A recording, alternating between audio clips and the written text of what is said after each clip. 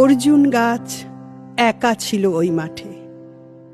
আর্য পুরুষ আভিজাত্যের দম্ভ, নত জানু হলো সব গাছ তার কাছে। এইটুকু শুধু কাহিনীর শুভারম্ভ। কোথা থেকে এলো কৃষ্ণচূড়ার বীজ? যুবতী হলো সে কয়েক বছর পরে। সাঁওতালি মেয়ে, খোঁপায় তীব্র লাল। অর্জুন তাকে চাইল আপন করে। নত জানু হবে এমন মেয়ে সে নয়। বসন্তে সে তো একাই, নিজেই সাজে। আর্য পুরুষে আসক্তি নেই তার, ব্যস্ত আছে সে ফুল ফোটানোর কাজে। খোপা থেকে খসে গত রাত্রির ফুল, ঝিরঝিরে পাতা পোশাক বুনেছে তার।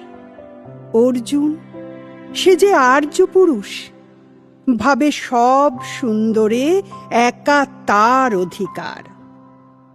অর্জুন গাছ চেয়ে দেখে দূর থেকে, কৃষ্ণচূড়ার হৃদয়ে ঝরছে রোজ।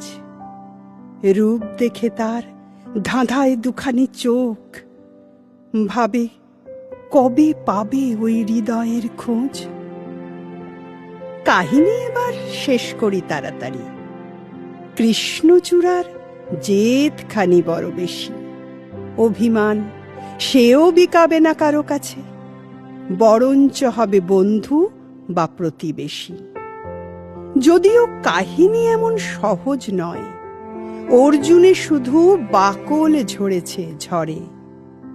সাঁওতালি মেয়ে রক্ত ঝরাতে জানে, আর্য পুরুষ হার মানে অন্তরে।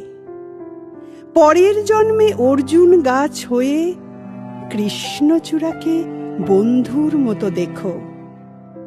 আমাকে চিনতে ভুল করো না হে রিজু, রক্ত ঝরালে বাকল খসিয়ে ডেকো।